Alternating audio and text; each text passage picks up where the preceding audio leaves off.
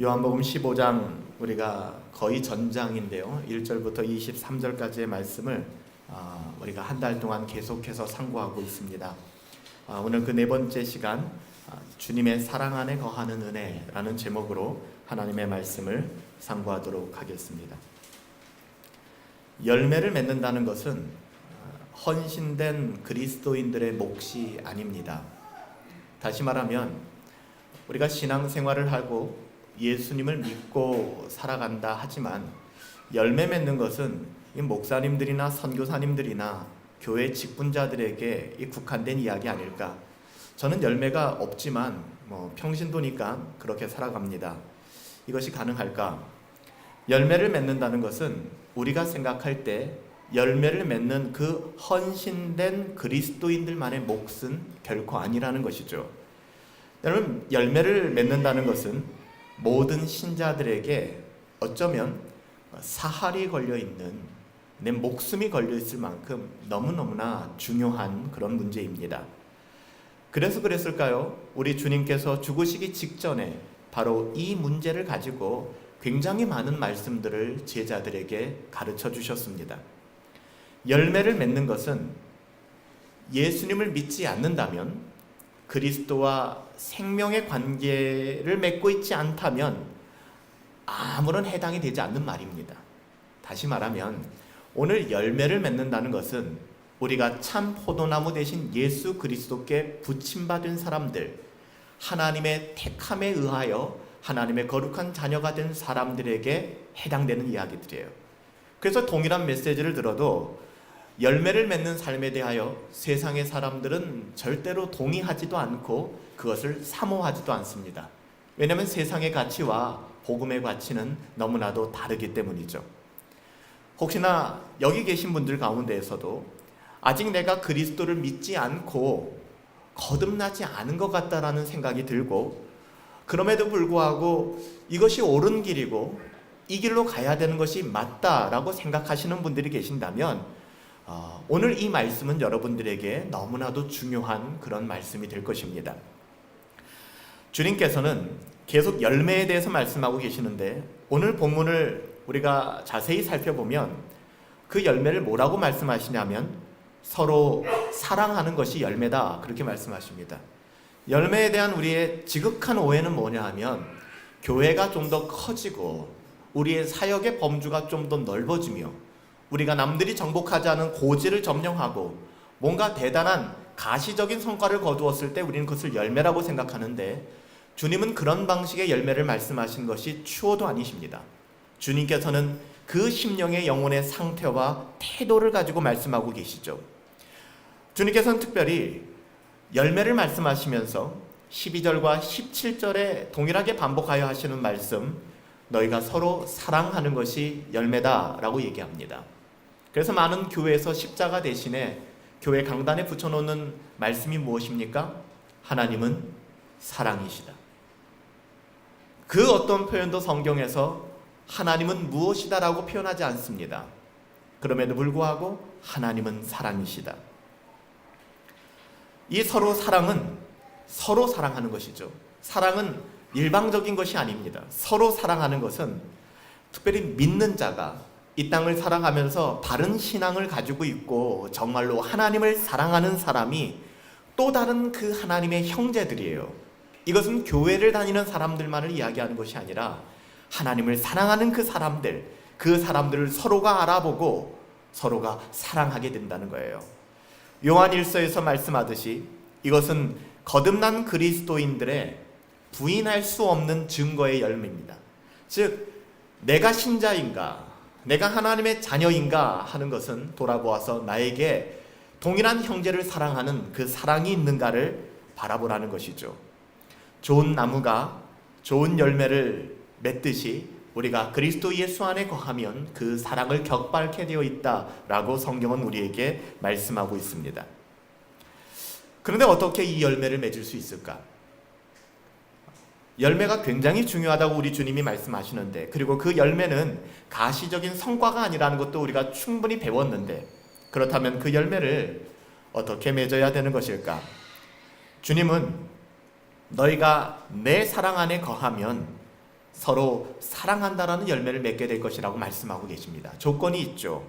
너희가 내 사랑 안에 거한다면. 누누이 말씀드리지만 한 율법가가 예수님을 찾아와서 이렇게 묻습니다. 선생님, 특별히 예수님께서 말씀하신 성경의 모든 내용들을 한마디로 이야기한다면 뭐라고 표현해 주실 수 있겠습니까? 라고 이야기를 하죠. 여러분 잘 아시는 내용입니다. 뭐라고 말씀하십니까? 첫째는 내 하나님을 사랑하라. 근데 어떻게 사랑하라고 얘기합니까? 내 마음과 뜻과 심과 생명을 다하여 내 하나님을 사랑하라. 둘째는 이것이니 내 이웃을 네 몸과 같이 사랑하라. 우리가 이 말씀을 대면할 때에도 오해하는 것은 first, 첫 번째로는 하나님 사랑이구나. second, 두 번째로는 이웃 사랑이구나. 저는 하나님 사랑은 잘 되는데 이웃 사랑은 잘 되지 않는 것 같아요 라는 궤변이 나오기 시작하는 거예요. 이것은 하나로 설명해야 합니다. 즉 하나님을 사랑하는 사람이 비로소 내 이웃을 사랑할 수 있게 되는 것입니다. 우리가 복음이 없어도 박애주의자들은 내 이웃을 사랑하는데 우리보다 훨씬 더 탁월한 모습을 보이기도 합니다. 그럼에도 불구하고 성경은 그러한 사랑에 대해서는 자기 의로움에 불과한 것이며 인본주의적인 사랑에 불과하다라고 이야기합니다. 참된 사랑은 무엇이냐? 하나님을 사랑하기 때문에 내 이웃을 심지어 내 몸과 같이 사랑하는 것이 가능해지는 것이죠. 오늘 주님께서도 너희가 열매를 맺어야 한다. 그 열매는 서로 사랑하는 것이다. 목사님, 제가 오늘 결정을 했어요. 제가 이제부터는 우리 성도들에게 내 사랑을 나누어 줄 거예요. 여러분, 그 작정과 작심은 그렇게 오래가지 못합니다. 우리 주님이 이렇게 말씀하십니다. 너희가 나의 사랑을 깨닫는다면, 다른 표현으로 너희가 내 사랑 안에 거한다면 너희는 서로 사랑하게 될 것이다. 우리는 주님의 사랑 안에 거할 때 비로소 사랑이라는 열매를 맺는 것이죠.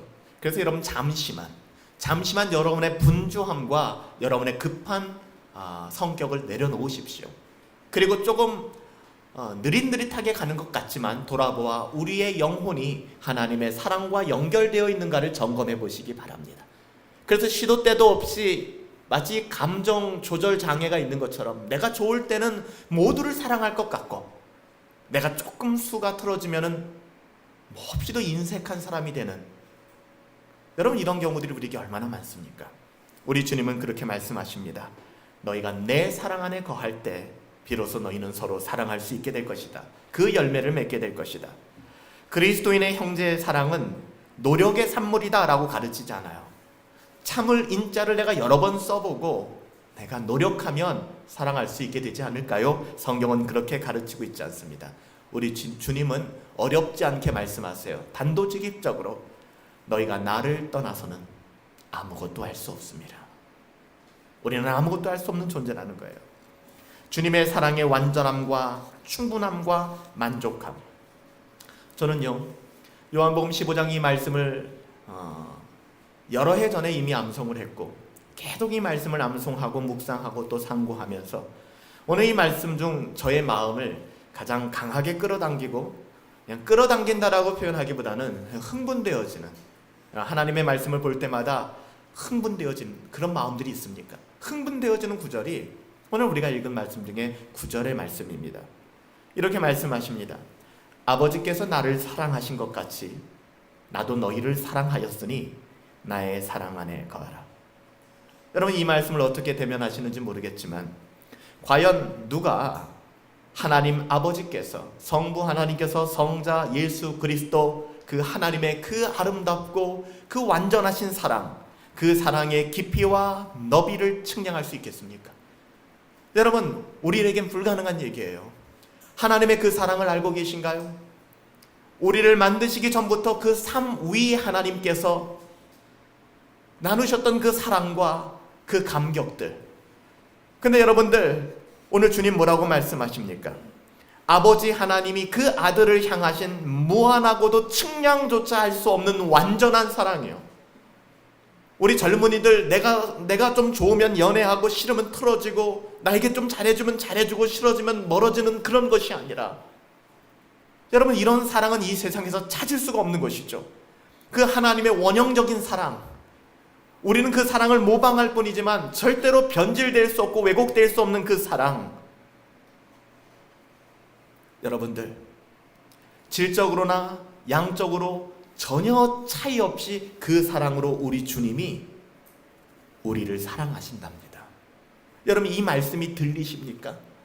하나님이 나를 얼마나 사랑하시냐고 물으신다면, 하나님이 우리를 얼마나 사랑한다고 물으신다면, 성부 하나님과 성자 하나님, 성령 하나님, 그 삼위의 하나님께서 누리셨던 그 사랑과 그 완벽함을 가지고 우리를 사랑하신대요.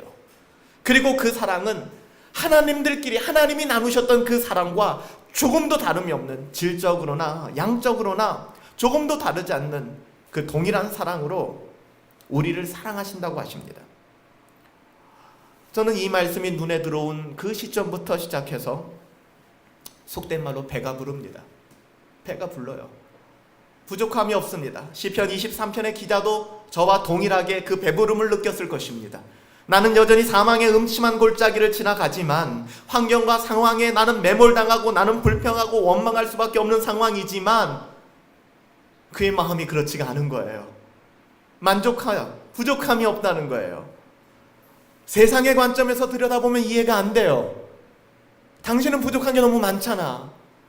천만인이 애워싸 너를 진치고 있잖아. 너는 위태하잖아. 근데 괜찮다라고 이야기하는 거예요.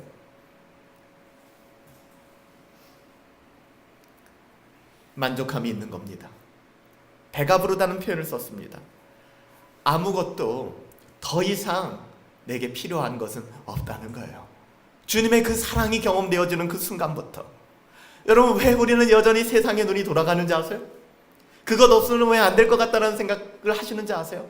하나님의 사랑이 여러분들에게 없기 때문이 아니라 여러분이 그 하나님의 사랑을 자각하지 못하기 때문에 그래요. 그 사랑이 가로막혀져 있기 때문에. 그렇다고 해서 주님의 사랑이 여러분들에게 전달되지 않는 것이 아닌데, 정말로 예수 그리스도를 믿고 거듭난 신자들이라면, 만약에 저와 여러분들이 정말 그 사랑을 받았더라면, 정말 그 사랑을 받고 있다면, 여러분, 우리가 부족하다고 이야기할 수 있을까요? 어떤 사랑을 찾으세요? 어떤 사랑을 찾으십니까? 그 사랑이 이미 우리에게 임하였는데, 만약에 우리가 아직도 부족하다, 나는 뭔가 다른 그 사랑이 필요하다, 나는 외롭다, 나는 힘들다 라고 이야기한다면 여러분, 아직 그 사랑을 깨닫지 못한 것입니다. 오늘 우리가 찬양한 것처럼 그 사랑 얼마나 감격스러운지, 그 사랑 얼마나 놀라운지,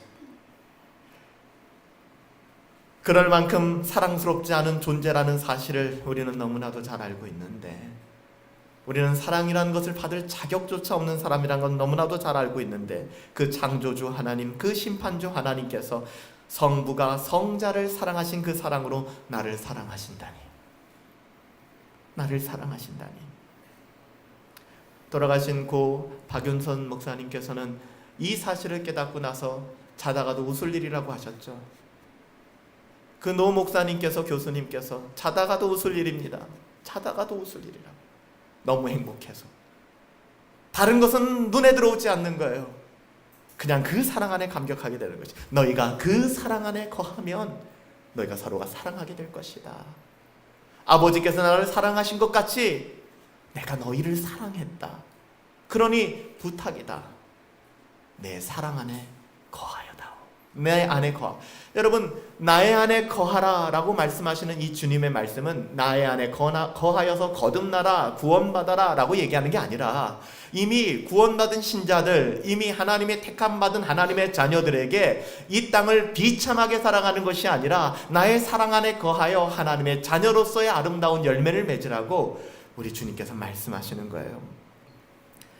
예수님은 그 아버지의 사랑을 확신했기 때문에 하나님의 영광을 버리고 인간의 몸을 입고 인카네이션, 성육신하여 이 땅 가운데 오셨고, 우리가 상상하는 것보다 훨씬 더 모욕과 천대와 멸시를 받으셨고, 십자가의 고난과 심지어는 수치스러운 죽음까지도 우리 주님은 마다하지 않으셨어요. 주님은 아버지의 사랑 안에 거하는 것이 무엇인지를 아셨고, 그래서 주님께서는 늘 그렇게 살아가셨습니다. 그래서 주님께서는 제자들에게 이렇게 말씀하십니다. 아버지께서 나를 사랑하신 것 같이 그 똑같은 사랑으로 내가 너희를 사랑하였다. 그러니 내가 아버지의 사랑 안에 거하는 것처럼 너희도 내 사랑 안에 거하라. 너희도 그 사랑 안에 거해야 돼.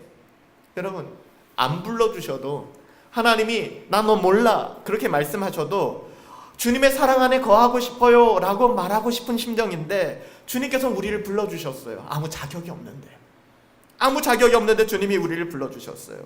내 사랑 안에 거하라. 누구든지 원하면 오라 라고 말씀하여 주셨습니다. 오늘 여러분은 이 주님의 은혜로운 초청을 다 받고 응답하고 있는 것 아닙니까? 그런데요, 문제가 있습니다. 어떻게 주님의 사랑 안에 우리가 거할 수 있을까? 어떻게 우리가 주님의 사랑 안에 거하는 것이 가능해질까? 우리는요, 세상에서 어떤 사람들의 사랑이나 호의를 입어서 살아가는 방법을, 적어도 여기 계신 분들은 이제는 대충은 다 아시는 분들이라 생각합니다. 세상 살아가는 방법들 다 알고 계시지 않습니까?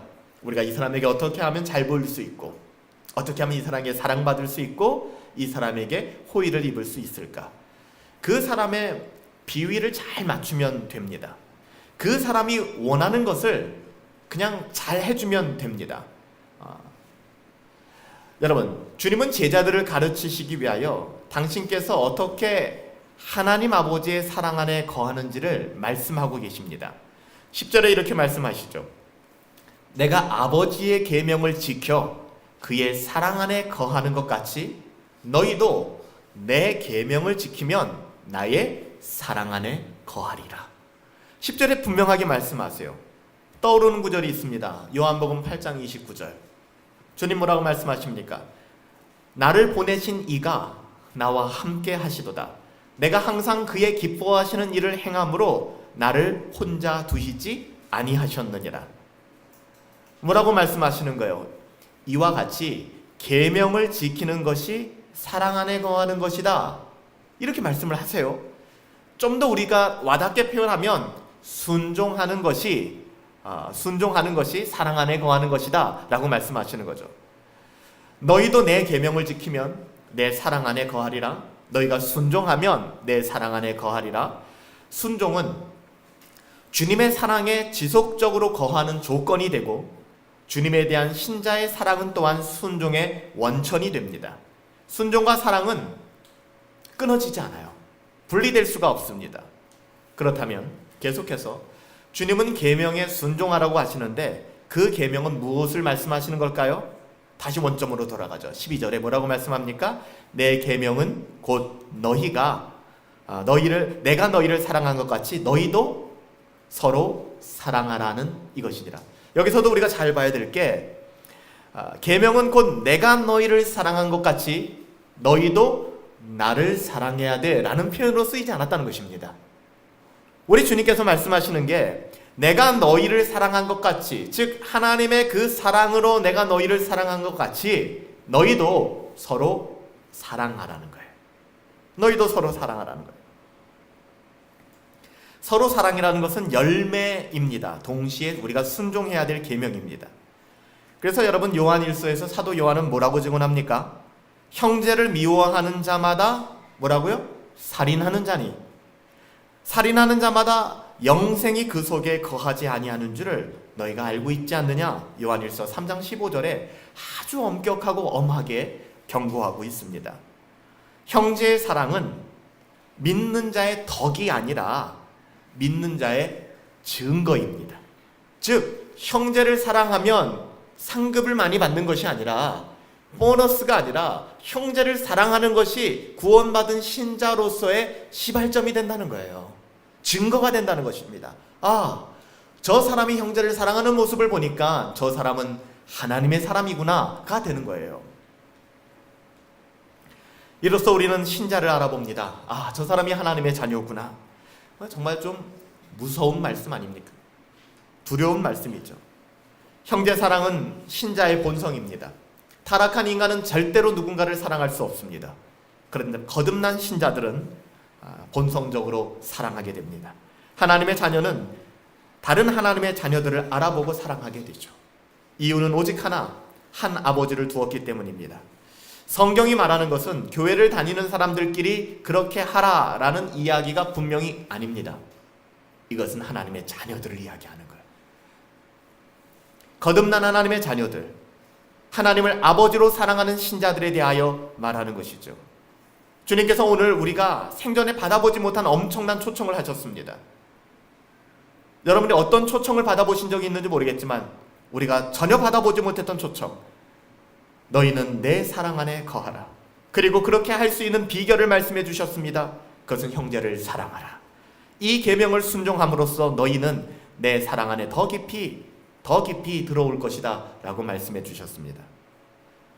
주님은 마치 무엇이 부족하기라도 한 듯 우리에게 주님의 사랑 안에 거하는 것, 그리고 주님 안에 거하는 것에 대한 특권이 무엇인지를 보여주세요. 우리가 주님 안에 거하는 것이 의무가 아니라 그것이 특권이라는 것을 보여주시죠. 여러분 어떠세요?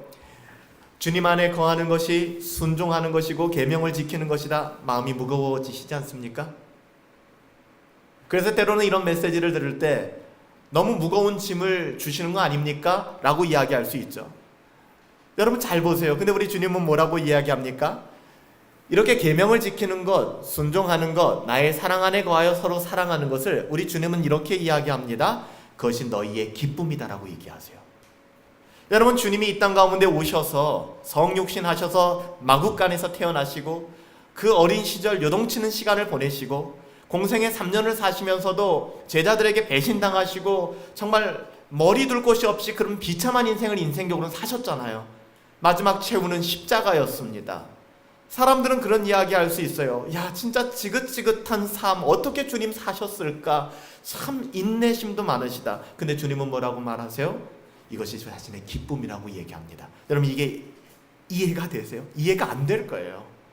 이게 신앙입니다. 우리가 예수님 안에 거하게 되면 예수님이 가지고 계셨던 그 기쁨을 너희가 누리게 될 것이라고 말씀하십니다. 11절이죠. 내가 이것을 너희에게 이름은 내 기쁨이 너희 안에 있어 너희의 기쁨을 충만하게 하려 하심이라. 여러분 신앙생활의 본질이 이거예요. 주님이 우리 같은 것들을 조금 더 힘들게 만들고 우리가 뭔가 하나님을 수종들게 만들어서 당신의 영광을 크게 하시는 그런 게 아니라고요. 하나님이 우리들에게 원하시는 것은 웨스트민스터 소요리 대의문답 일문일답의 내용처럼 하나님을 영화롭게 하고 하나님을 영원토록 즐거워하는 것이 인간의 본분인데요. 그것이 상실되어 버린 거예요. 하나님이 원하시는 것은 그 기쁨과 즐거움이 회복되기를 원하시는 것입니다. 그 기쁨과 즐거움이 회복되기를 원하시며 주님 말씀하시는 거예요. 나에게는 기쁨이 있다. 여러분 이런 각도로 사복음서를 보세요. 주님이 유다에게 배신당하는 그 순간 아이고 주님 참 인생 참 그렇다. 어떻게 12명 중에서 한 명 그것도 배신자가 나오냐. 마음이 아리시고 슬펐겠지만 주님은 그 영혼에 대한 아픔이 있을지 모르겠지만 배신을 당하는 것, 심지어는 십자가를 지는 것, 모욕을 당하는 그 일이 그에게는 기쁨이었다라고 얘기합니다. 변태가 아니에요. 왜요? 그것이 하나님의 기쁨이었기 때문에 그래요. 영혼을 구원하시기 위함. 여러분 우리는 어떤 기쁨을 추구하고 살아가십니까? 세상으로 해석될 수 있는 기쁨이라면 여러분 번지수를 잘못 찾으셨습니다. 세상으로 가십시오. 우리는 그 기쁨이 우리를 기쁘게 할 수 없다는 사실을 알기 때문에 이 좁은 문 좁은 길이 아니면 안 된다라는 사실을 알고 있기 때문에 이 자리에 모인 사람들, 그래서 매 예배 때마다 우리는 하나님의 말씀 때문에 여기에 모였습니다. 우리는 자기 자신을 부인해버리고 자기의 십자가를 지고 따르는 예수님의 그 명령 때문에 모인 사람들이라고, 하나님의 자녀가 되는 권세보다 더 소중한 것은 아무것도 없다라고 말로만 하시는 거 아니지 않습니까? 여러분 이런 사람들은 이 세상을 살아갈 때 외면당하고 세상이 너희를 박해하고 미워하면 너희보다 먼저 나를 미워한 줄 알라는 주님 말씀 때문에 내가 주님과 하나 되었다라는, 그래서 말씀드렸잖아요. 여러 번 말씀드렸잖아요. 기도 두브레가 벨직 신앙고백서를 완성하고 나서 그가 사형수가 되어서 감옥에 갇혔을 때 어느 날 저녁 기도 두브레를 꺼내냅니다. 사형이 집행되는 것입니다. 그 사형이 집행되는 순간 자기와 똑같은 죄목으로 투옥되어 있는 형제들을 지나갑니다. 기도드브레가 뭐라고 얘기합니까? 나는 너무 행복합니다.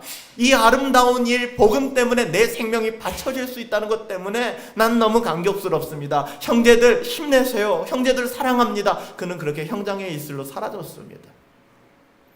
세상적 가치로 보면은 불행한 거예요. 비참한 겁니다. 성경에서 스데반이 순교할 때 그는 하늘의 영광을 보았거든요. 원망하지 않습니다. 돌에 맞아 보셨어요? 여러분, 내 민족, 내가 믿고 의지하는 그 민족. 그래서 여러분들, 사도 바울은 가는 곳마다 복음을 전했던 사람들, 유대인들에게 복음을 전했는데 나중에는 유대인들에게 미움을 당하고 스데반 역시 유대인들에게 돌침을 당하는 그 순간, 그들은 불평하지 않습니다. 오히려 그 얼굴이 해같이 빛났다라고 얘기해요. 그래서 여러분, 초대교회 벽화들이나 이런 걸 보면 전부 다 사람 뒤에다 후광을 그려놓잖아요. 얼마나 얼굴이 빛났으면. 고통 가운데 살아가는데, 여러분, 이것이 신자에게 주신 특권이에요. 여러분, 세상의 기쁨과 즐거움과 만족을 찾아가신다면 이 좋은 날 차라리 캠핑을 가십시오. 그리고 가족들끼리 화목하게 잘 지내세요. 이거보다 더한 것은 없을 것입니다. 자녀가 어린 분들은 어린 자녀들 충분히 그렇게 경험도 시키시고 그렇게 살아가십시오. 근데 그게 아니잖아요. 우리는 그것으로 즐거워할 수 없는 사람들이잖아요. 그래서 여러분들, 주님의 사랑 안에 거하는 것을 특권이다 라고 이야기를 하십니다. 우리가 주님의 삶을 바라봤을 때, 와, 이게 특권이 아니었는데 라고 생각한다면 우리가 오해하는 것이죠. 주님이 33년 동안 그 영광을 버리고 낮은 인간의 삶을 살게 된 그 모든 동력, 이유, 원인은 즐거움이었어요. 기쁨이었습니다. 억지로 십자가를 지고 가는 것이 아니었습니다. 그래서 여러분들, 이건 제 말이 아니에요. 신약 성경에 히브리서에 보면 히브리서 12장 2절이에요. 12장 2절에 뭐라고 기록하냐면은 그 앞에 있는 즐거움이라고 얘기합니다. 주님이 고난당하시는데, 고통당하시는데 이 모든 것을 무엇으로 감내해내셨다? 그 앞에 있는 즐거움이었다라고 얘기합니다. 다윗이 이렇게 고백합니다. 시편을 통해서, 내가 항상 여호와를 내 앞에 모심이요 그가 내 우편에 계심으로 내가 요동치 아니하리라. 이러므로 내 마음이 기쁘고 내 영광도 즐거워하며 내 육체도 안전히 거하리라. 고난 가운데 이렇게 고백하는 거예요. 힘들고 어려운 그 환경 가운데 여러분, 주님 안에 거하신다면, 주의 계명을 지켜 행하신다면 우리는 그 즐거움을 누리게 될 것입니다.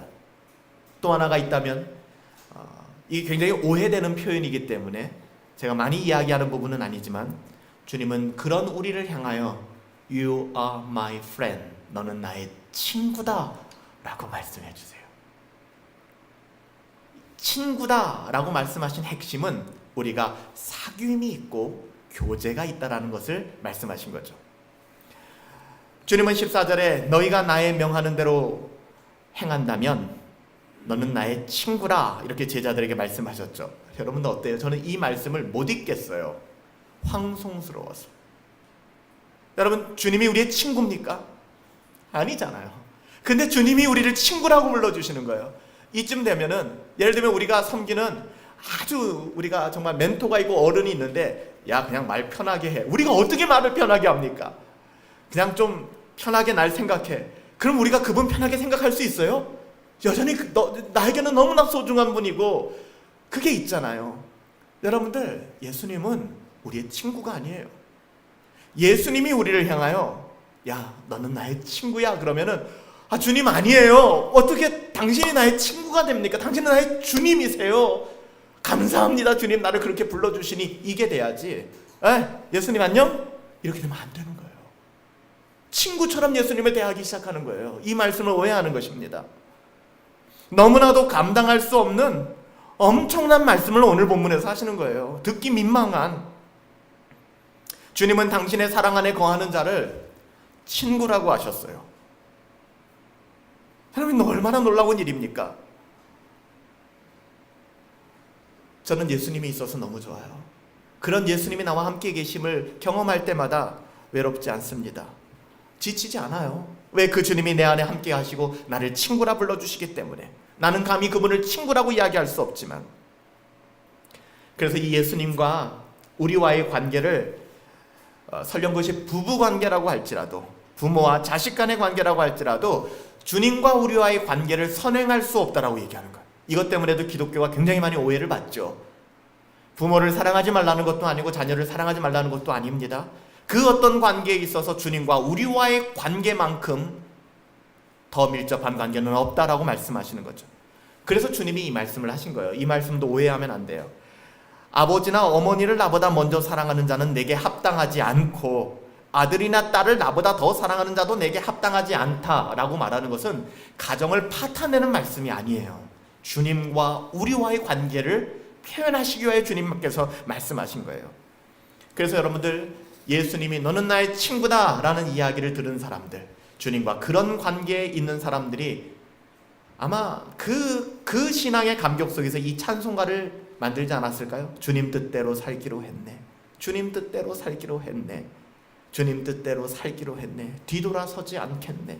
이 세상 사람 날 몰라줘도, 이 세상 사람 날 몰라줘도 나는 뒤돌아서지 않겠네. 왜요? 그분이 계시니까. 그분을 경험한 사람은 절대로 뒤돌아서지 않는 거예요. 이 모든 것을 누리는데 조건이 있죠. 너희가 나의 명하는 대로 행하면. 여러분, 오늘 조금 복잡할 수는 있어요. 근데 조금만 여러분의 지성과 이성을 좀 동원해서 이 부분들을 좀 상고하시면서 말씀을 보세요. 그냥 흘러가지 마시고요. 주님은 계속 말씀하시는 거예요. 친구 얘기하시지만 너희가 나의 명하는 대로 행하면 곧 너희는 나의 친구라. 조건이 너무 까다로운 것 같아요. 여러분 어떻게 생각하세요? 까다로운 관계라고 생각하십니까?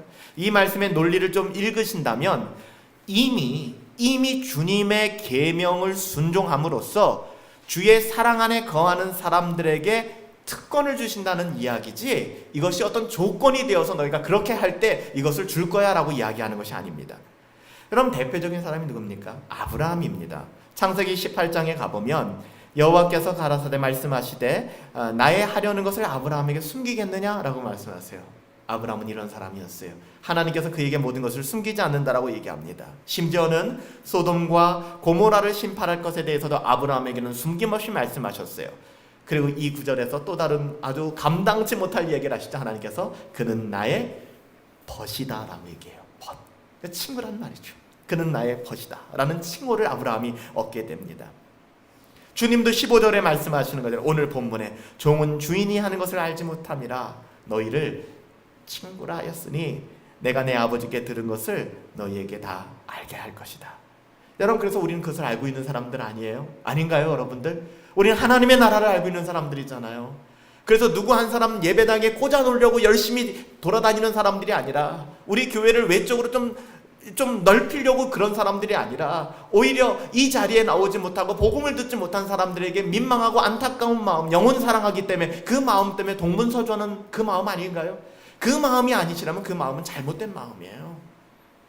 여러분 어떠세요? 우리 주님이 가지셨던 마음이 그 마음 아닐까요?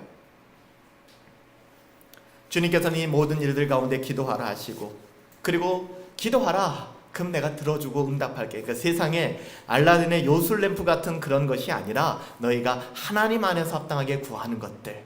그래서 7절과 16절에 동일하게 내 말이 너희 안에 거하면 무엇이든지 원하는 대로 구하라. 너희가 내 안에 거하고 내 말이 너희 안에 거하면 무엇이든지 원하는 대로 구해. 그럼 내가 들어줄게 라고 말씀해 주시는 거예요. 여러분 어떻습니까? 말씀을 정리합니다. 여러분들 열매 맺기를 원하시나요? 그 열매는 다른 데 있는 것이 아닙니다. 형제를 사랑하십시오. 형제를 사랑하세요. 정녕 우리들의 간절한 기대와 소망이 그것입니까? 만일 이 열매를 맺는 것, 경건한 하나님의 사람이 되는 것이 우리들의 삶의 어느 한 구석에 처박혀 있는 생각에 불과하다면 우리는 아직 그리스도인이라는 아무런 증거도 얻을 수 없는 사람들이에요. 이 열매라는 것이 그렇습니다. 주님의 사랑 안에 거하는 일이 도대체 어떻게 나에게 일어날 수 있을까? 그 일이 일어났다면 그 일이 도대체 어떻게 내게 일어났을까? 그 일이 내게 일어나지 않았다면 그 일은 어떻게 나에게 일어날 수 있을까? 여러분 16절에 정확한 답이 나와 있죠. 상반절에 이렇게 이야기합니다. 너희가 나를 택한 것이 아니요 내가 너희를 택하여 세웠나니. 여러분들 이것이 복음의 비밀입니다.